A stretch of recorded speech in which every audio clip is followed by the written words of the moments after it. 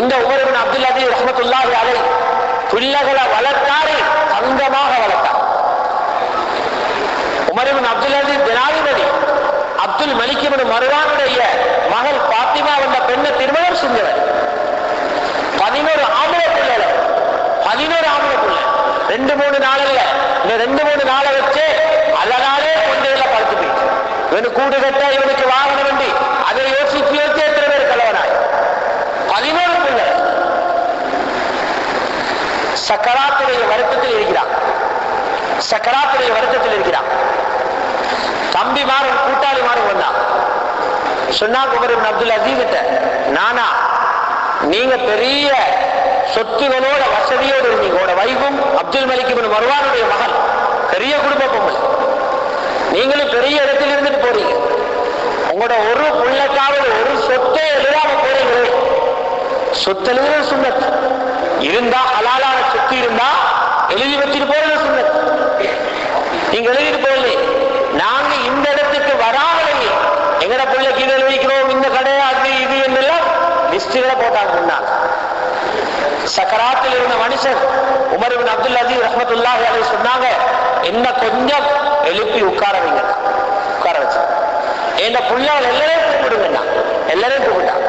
இப்ப தம்பிமார் நினைச்சாங்க கடைசி நேரம், சிலாக்கள் அப்படித்தான் நினைக்கிற மட்டைகளை சம்பாதிக்க தெரியாதவர்கள், தீனோட கொஞ்சம் பற்றோட பயத்தோட ஈந்தா எல்லாரும் நினைக்கிற இவங்கள் வாழ தெரியாத ஜாய் பேரா கட்டுவாங்க. அப்படிதான் நம்பர் பண்ணுங்க. இப்படிதான் தம்பிமாறு நினைச்சா. இப்பதான் நாளா கந்தர்வத்துக்கு என்னமோ எழுத போறாரு என்ன எலுமினா மகன்மார் எல்லாரையும் கூப்பிட்டு சொன்னாங்க, பிள்ளைகளே இவ்வளவு காலமும் உங்கள் எல்லாரையும் நான் எப்படி வளர்த்திக்கிறேன் தெரியுமா? உங்க யாருடைய உடம்பிலையும் ஹராமான ஒரு கவலம் உணவு போகாம பாதுகாத்து, ரத்தமெல்லாம் ஹலாலாக்கவும், தீனாக படிச்சு தந்திருக்கிறேன். உடுப்பு எப்படி உடுக்கணும், எப்படி தொழணும், எப்படி சாப்பிடணும், ஹலாலாக எப்படி தொழில் செய்யணும், அத்தனையும் சொல்லி தந்திருக்கிறேன். இப்ப நான் மௌத்தாக கிட்ட ஏழ மௌத்துக்கு பின்னால இதே நிலைமையை நீங்க பேணி வாழ்வீங்கன்னா உங்களோட வாழ்க்கைக்கு அல்லாஹ் இருக்கிறார்.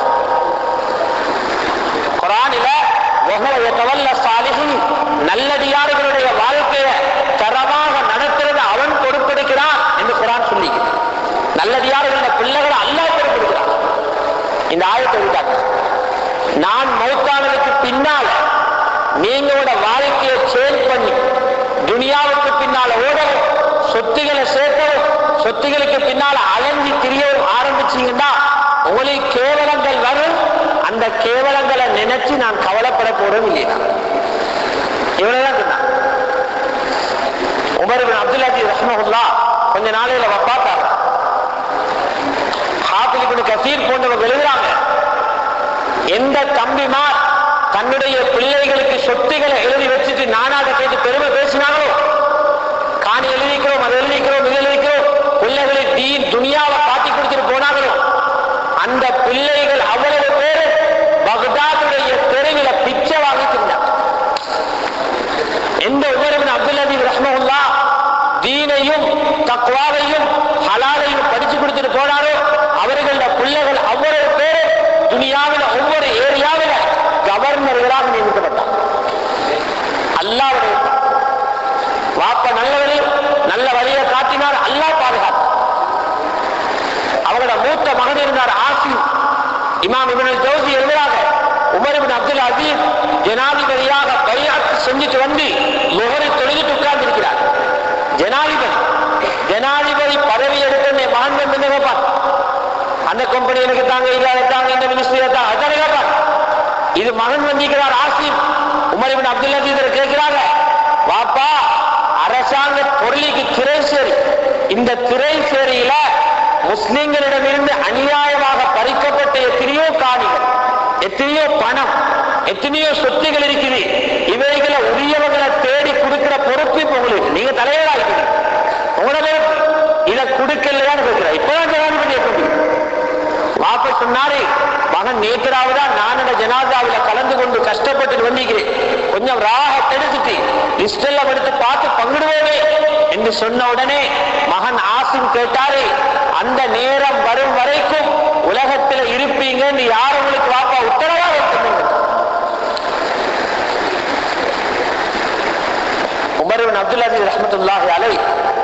மகனை கட்டி அனுப்பி சொன்னாங்க, இது போல ஒரு தங்கமான பிள்ளைய ஏந்த வம்சத்துல உருவாக்கி தந்த அல்லாஹ்வுக்கு எல்லா போகும்.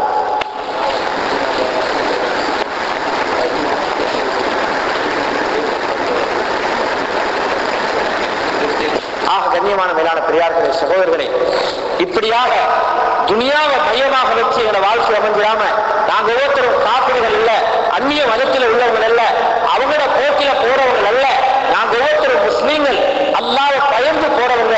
அதனால ஒவ்வொருத்தரும் இப்படியான ஆசைகள் வருகிறதா, ரசூலுல்லாஹ் ஒரு டப்லெட் விடுறா, வட்டியில உங்களை போடுது, ஹராத்துல கொண்டு வைத்து போடுது, அப்படியான சிந்தனைகள் உங்களுக்கு வருகிறதா, ரசூலுல்லாஹ் சொன்னாங்க ஒரு டப்லெட் நீ உடனே போட்டுக்கோ. என்ன தெரியுமா? மௌத்தை யோசனை பண்ணிக்கோ. அக்ஸிரு ذِكْرَ هَادِمِ اللَّذَّاتِ, இன்பங்களை துண்டு துண்டாக்கும் மரணத்தை அதிகமாக சிந்தனை பண்ணிட்டான். உள்ளம் சொல்லுதா, நப்சு சொல்லுதா, அவன் எடுத்துக்கிறான், இவன் எடுத்துக்கிறான், இவன் எடுத்துக்கிறான். நீங்க யோசிங்க, அவங்க எல்லாம் வேற வேற கபரு போவாங்க, நான் ஒரு தனி கபரு போவேன். அவங்க எல்லாம் வரமாட்டாங்க, நான் ஒரு தனி கபரு போவேன். எல்லாரும் இப்படியாக இருப்பேன். எவ்வளவு கஷ்டப்பட்டு சேர்த்துனது. இலங்கையில சுனாமி அடிச்சு எத்தனையோ வருஷம் வெளிநாட்டில இருந்து உழைச்சி கஷ்டப்பட்டு கட்டின ஊடு 2 செகண்ட் ஒரு அடியில எல்லாம் கடலுக்குள்ள போச்சு. ஒரு அடி. எத்தனையோ பேர் சொன்னாங்க அப்பா இருந்தாங்க, சிலதெல்லாம் உண்மைதான், பொய்யே விளையாடு, குடும்பமும் பேசி சொத்துகளும் பேச்சு. எத்தனை ஊர்களை பார்த்தோம். வேளாண் பெரியார்களே, சகோதரர்களே, தாய்மார்களே, சகோதரிகளே, அதனால முதலாவது காரணம் நப்சுடைய சூழ்ச்சி. இந்த நப்சை கட்டுப்படுத்துங்க. 2வது, கணவன் மனைவி எதுக்காக இணையணும், அவங்களோட இணைப்பு கணவனும் மனைவியுடையும் நல்ல இணைப்பினாலதான், அவங்க 2 பேருடைய நோக்கம் நல்லாக இருந்தா தான் பிள்ளைகள் சரியாக வருவாங்க. பிள்ளைகள் சரியாக வந்தால் சமூகம் திருந்தும். இந்த நாட்டை பொறுத்த வரையில நாங்க இருக்கிற சூழல் இதர நாட்டோட சூழல் அல்ல, மிகவும் பிள்ளைகளுடைய விஷயத்துல கவனம் செலுத்த வேண்டிய ஒரு சூழல். ஏனல் உண்டாகும் என்ற விஷயங்களை இன்ஷா அல்லாஹ் தொடர்ந்து அடுத்தடுத்த இரவுகள்ல ஒரு கணவன் மனைவியிட நிக்காஹுடைய நோக்கம் எப்படி இருக்கணும், பிள்ளைகள் எப்படி வளர்க்கப்படணும், பிள்ளைகள் எப்படி இருந்தா தீண்டாரிகளான பிள்ளைகள் உருவாகுவாங்க என்ற விஷயங்களை முதாக்கரா செய்யப்படும். அல்லாஹ் சுப்ஹானஹு வ தஆலா உலகத்தில் இருக்கிற இந்த கொஞ்ச காலங்களையும் அவன் விரும்பக்கூடிய முறையில வாழ்ந்து அவன் விரும்பக்கூடிய முறையில் உலகத்தில் நடந்து கொள்ள தௌஃபீக் செய்தல்வானாக. செய்யக்கூடிய எல்லா அமல்களையும் கபூல் செய்து கொள்வானாக. எல்லா அமல்களையும் இஹ்லாஸ் நசீபாக்கிடுவானாக. முகஸ்துதியை விட்டு பாதுகாத்தல்வானாக. எல்லா அமல்களையும் கேட்டோம் மறந்தோம் என்று இல்லாமல் கேட்டவைகளை மனதிலே வைத்து ஒவ்வொரு அமலையும் உறுதியாக பின்பற்றி நடப்பதற்கு எங்கள் அனைவர்களுக்கும் தௌஃபீக் செய்தல்வானாக. ஒவ்வொரு பெண்களையும் பாதுகாத்தல்வாயாக. ஒவ்வொரு பிள்ளைகளையும் பாதுகாத்தல்வாயாக.